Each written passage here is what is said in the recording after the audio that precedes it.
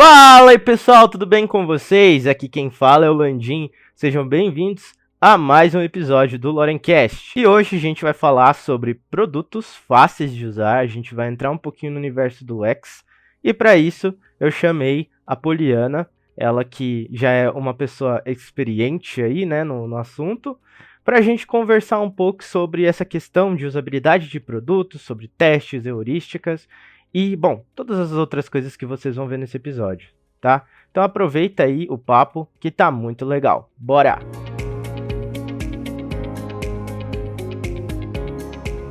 Olá, Poliana, tudo bem com você? Olá, Giovanni, tudo bem? E você? Tô ótimo! Poliana, por favor, nós vamos falar aqui de produtos fáceis de usar, né? Então, antes da gente começar a entrar nesse tema de fato, pra gente falar um pouquinho de produto aí pro pessoal, se apresenta aí pra eles, fala um pouco de você, de onde você é, onde você trabalha, fala aí quem é você na fila do pão. Legal, então, primeiro eu queria agradecer a você pelo convite e agora eu vou fazer uma breve apresentação. Então, me chamo Poliana, eu sou designer de produtos digitais, com foco em experiência e interface de usuário. Eu tenho 29 anos, eu sou recifense, hoje eu moro em Campinas, no interior de São Paulo. No ano passado, em 2022, eu fiz transição de carreira de arquitetura e urbanismo, que é a minha formação acadêmica, para a área de design. Então, eu sou profissional iniciante em design, hoje eu trabalho na Badic Cloud, também atuo como designer freelancer e crio conteúdo para o Instagram. Caramba, bastante coisa, hein? Currículo extenso. Hoje, a moda, a gente vê por aí, né, nos cursos, nas coisas, usabilidade, né? A gente fala de usabilidade o tempo todo, a gente tem cursos, aulas, faculdades, tudo de usabilidade, e sempre a gente, né, uma vez ou outra, a gente encontra aquele produto que a gente fala, meu Deus, mas como que usa isso aqui, né? Como que o design pode tornar um produto fácil de ser usado nessa perspectiva do design de produto? A primeira ideia, geralmente, que está associada a design, está muito ligada à criação visual, né? Às vezes a criação artística está bem relacionada àquilo que é visual, aquilo que se vê, né? Então, mas o design, ele engloba tanto o planejamento, a pesquisa, a ideação, a parte estratégica. E é nesse processo, né, de estratégia e de planejamento que a gente encontra a usabilidade. Então, a usabilidade, ela se refere à qualidade da experiência, né, a facilidade que o usuário tem de usar um produto. E aí, antes de você lançar um produto, né, com o auxílio de um protótipo, ou mesmo com um produto já existente, você pode convidar o usuário para interagir com esse produto e estudar como é que essa interação acontece, para entender sobre a experiência, para entender o que é que essa experiência tem de bom e o que é que pode ser melhorado. Nesse momento de testar o produto, você tem a oportunidade de entender como é que ele se encaixa no contexto do usuário, se a pessoa consegue realizar tarefas, se ela consegue ter sucesso nisso, se ela consegue alcançar os objetivos que ela já esperava, e como é que ela se sente durante essa jornada. O que se avalia na usabilidade são 3 pilares, né? Que é a eficácia, que realmente é o resultado, se a pessoa realmente ela consegue usar e ela consegue realizar uma tarefa, alcançar um objetivo que ela tem, se o sistema, enfim, o produto é eficiente, que aí está relacionado com o desempenho, com a performance, e a satisfação que o usuário tem, que aí é o sentimento que ele tem, né? Se foi um agradável ou se foi frustrante essa experiência que ele teve ao usar o produto, que é esse ponto, né? Que a pessoa, se ela se sentiu perdida ou se foi tão fácil assim que ela nem percebeu e superou a expectativa dela. Então, para a gente medir o nível de satisfação, né? Vamos colocar assim, de satisfação de um usuário, a gente usa de metodologia de pesquisa ou a gente utiliza teste com o usuário, né? Como você falou. Como que são conduzidos esses testes para a gente medir se o nosso produto ele tá fácil ou usável? Nessa etapa assim, de pesquisa, né? Você pode conduzir um teste com o usuário, que aí um teste de usabilidade, isso, né, que você faz com os usuários. E aí você planeja quais são as tarefas, né, que o usuário vai realizar usando aquele determinado produto. Geralmente essas tarefas elas precisam estar alinhadas com algum objetivo que o produto tenha, e você também já tem que ter em mente, né, já tem que ter planejado quais são as métricas que você vai usar para medir, para entender o que é sucesso e o que é fracasso dentro desse contexto. E aí é isso, são algumas perguntas mesmo, sabe? Você coloca em diversas maneiras, assim. Você pode usar de ferramentas, você pode fazer uma entrevista, pode ser ao vivo, ou pode ser realmente o usuário, ele vai receber lá um link, vai acessar, vai fazer sozinho. Tem essas diversas maneiras, mas o teste de usabilidade ele precisa que o usuário realmente tenha contato com o produto, né? Que ele interaja, que ele realize algumas atividades usando aquilo. E aí, a partir disso, né? A partir dessa interação, que aí o usuário realmente vai conseguir dizer. Tanto a gente consegue captar sem a pessoa falar, quanto em algum momento ela vai realmente verbalizar se ela se sentiu bem ou não usando aquilo. Então o teste de usabilidade, né? Que a gente faz ali na etapa ali que a gente está fazendo nosso primeiro ali, o MVP, né? Que o pessoal fala. Como que com as métricas você falou que às vezes até dá para perceber, né? Se o usuário está tendo dificuldade visual assim.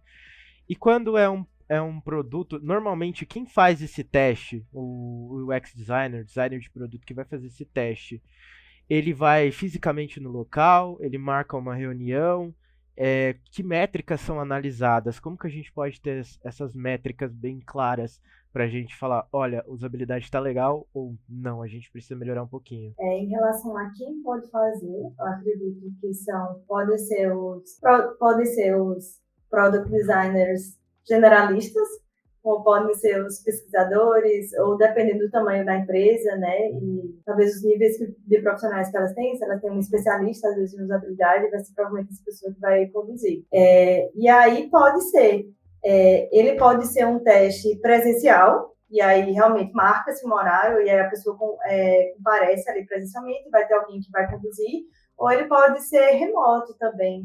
Você pode enviar um link do protótipo, enfim, um link de alguma coisa para a pessoa, ela compartilha ali a tela dela e você consegue ver o que está acontecendo.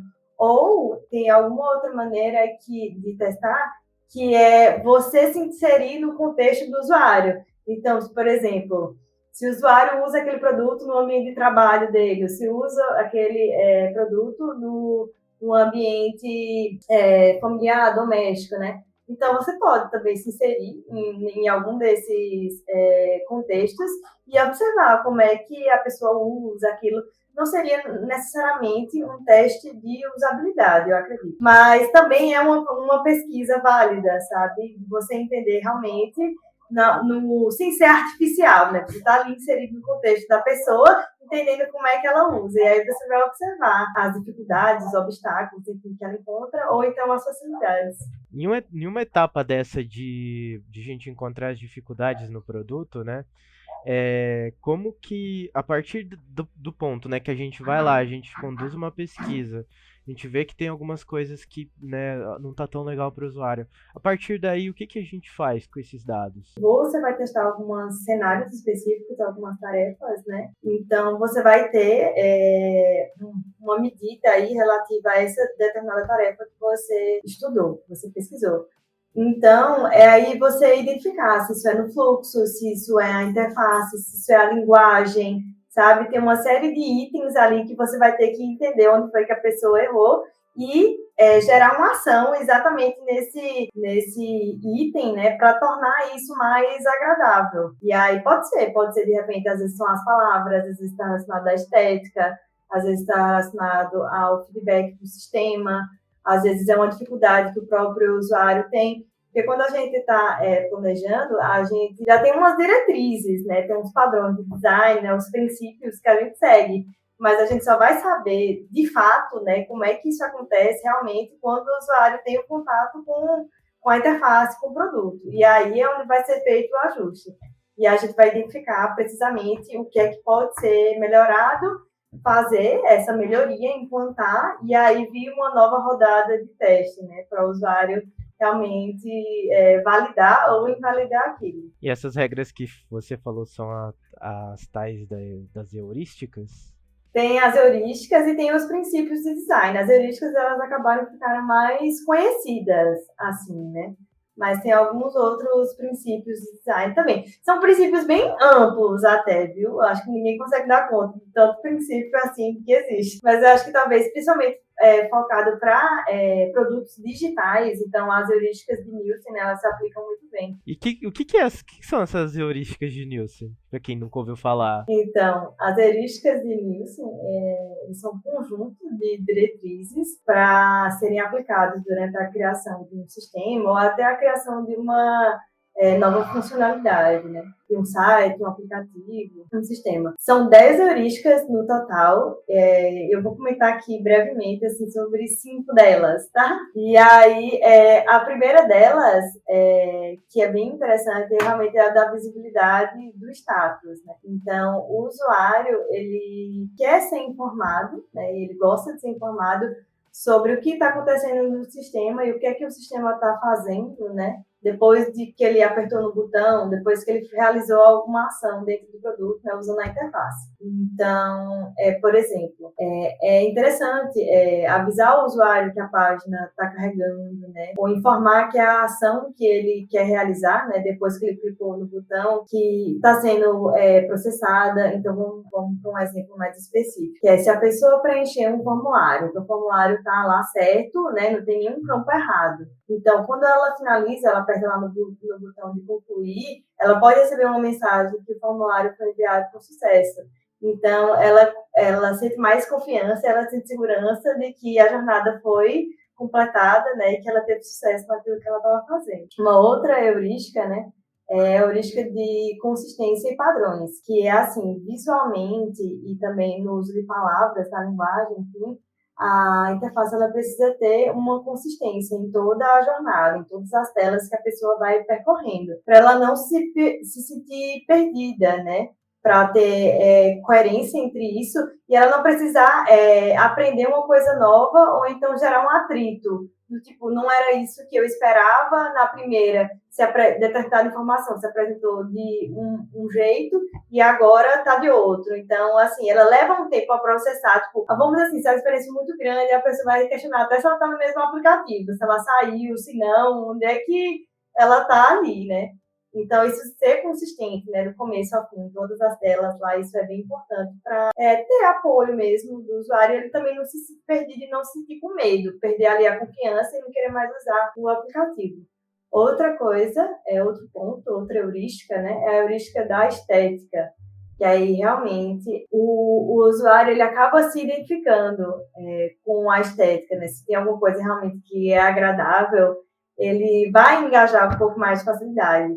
Sendo que tanto a estética no sentido de ser uma estética, né, um visual apropriado ao contexto que o usuário, que o produto se encontra. Porque, de repente, se ele tem tá num cenário que é um pouco mais formal, então não é necessário que tenha tantos elementos visuais muito atrativos ou muito chamativos que, de repente, tirem a atenção dele da tarefa principal que ele está fazendo. Como pode ter algum outro cenário que seja relevante, que faça parte realmente da experiência e tenha um apelo visual maior. Então, é interessante também entender como é que a estética se aplica em cada um desses ambientes, assim, desses possíveis contextos. Uma outra heurística é a da prevenção de erros, que é você estudar a navegação do usuário e já tentar prever e mapear os prováveis erros que ele vai cometer, para já evitar que ele chegue ao ponto que ele se sinta confuso, que se sinta frustrado, né? E aumentar e fazer com que a confiança dele no produto aumente. Então, por exemplo, em uma página de cadastro, você pode avisar que o usuário, de repente, forneceu um número de telefone que está num formato que é inválido. Então, antes dele submeter o formulário com o telefone válido, você já avisa, notifica ele ali, ó, esse formato que você utilizou, ele não é aceito, ou ele foi inválido. Então, já prevê antes da pessoa realizar de fato, né, fazer com que ela corrija ali. E o seguinte, o último que eu vou citar agora, é o da recuperação justamente desse erro. Tá, a gente tentou prever, mas aí o usuário errou. Então, informar ele que aquele usuário, ou se é um erro do sistema, ou se é um erro de alguma ação que ele fez, para que ele reconheça, que ele entenda qual foi o diagnóstico e que ele consiga se recuperar daquilo. Então, não é só simplesmente na interface mostrar, você deu erro. Aí o usuário não sabe completamente o que errou e ele não sabe para onde é que ele vai, né? Então, é interessante que você mostre qual foi aquele problema, e mostre também uma alternativa solução, uma ação, né? O que é que você vai fazer a partir desse erro? Como é que você volta, né, a realizar para você ter sucesso nisso? Como é que você se recupera do erro que aconteceu? Então, assim, essas são 5 e tem aí mais 5, só para ter uma ideia de como acontece, né? Como são as heurísticas. Eu posso fazer uma pergunta assim pra fugir um pouquinho do roteiro? Pode. Vamos ver se eu vou conseguir. É mais uma opinião, tá? Tá. Por exemplo, eu vou pegar isso em produto físico porque a gente sempre usa digital, né? A gente fala, é Sim. produto digital. Sempre, né? A gente vai pro digital, né? Mas vamos supor, produto físico. Eu vou pegar um caso aqui, por exemplo, de uma bolacha, né?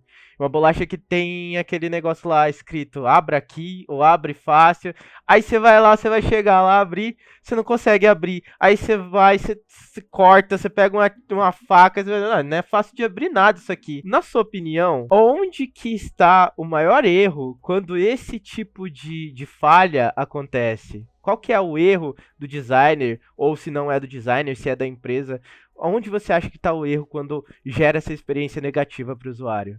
O que eu consigo, pelo menos, pensar e entender disso é como se talvez exista esse padrão de embalagem, né, que é difícil da pessoa abrir, e eu entendo que talvez nesse contexto, talvez a usabilidade não seja priorizada. De repente o produto ele já tem sucesso no mercado, ele já é bem aceito, né? Então, assim, entende que as pessoas já gostam tanto do produto que elas superam essa experiência negativa de ter a embalagem difícil de abrir pelo produto. Já, por exemplo, se fosse um produto novo, às vezes um produto que quer se diferenciar, ele poderia ser usado essa estratégia, né? Tanto ter a embalagem visualmente atrativa, como ter o diferencial de é uma bolacha que é gostosa e a embalagem é super fácil de abrir, tipo assim, de conservar, vamos dizer assim, né? Ter entregar para o usuário uma solução diferenciada. Então, a usabilidade, tanto no produto digital como no produto físico, ela pode ser usada como esse fator de diferenciação e até um fato que vai ser um fator decisivo de compra também, né? Porque a qualidade do produto, mas, tipo assim, ele é bom, mas também tudo que envolve, assim, ele, o contexto da jornada dele também é fácil e agradável. Então é isso aí, gente. Usabilidade é para vender seu produto, tá? Verdade. Poliana, pra gente ir se encaminhando pro final, pra quem tá começando agora na área de produto, você que veio de outra área, como você disse, que fez uma transição de carreira, pra quem tá começando a estudar produto, pra quem tá começando a entrar nesse universo, pra quem tá começando aí tentar as suas primeiras vagas aí no mercado de trabalho, a gente sabe que é um mercado difícil, né, que tem bastante não só a competição, né, mas tem bastante requisitos, não tem muita vaga júnior, ou tem, né? Não sei, aí você me passa a sua perspectiva. O que que você indica para essa pessoa que está começando hoje, agora, nesse momento? Bom, para quem é iniciante hoje, felizmente tem muito conteúdo gratuito, legal, no Instagram, no LinkedIn, no YouTube, no Medium. Então já tem muita coisa legal para você consumir nisso. E aí depois, hoje também já tem muitos cursos, né? Mas eu acho que vale de cada um ver ali o contexto. Se você quer. Tem pessoas que já querem começar como generalista, tem pessoas que já querem ir mais para alguma área específica, né? Como research, né? Ser pesquisador em UX, ou ser redator, enfim, fazer a escrita relacionada à experiência do usuário, né? Então, identificar um pouco isso. Então, eu recomendaria você consumir, primeiro, conteúdos gratuitos e ter essa panorama geral, para depois você investir num curso que faça sentido, enfim, né? Que seja adequado à demanda que você tem, né? E a quanto você gostaria de investir.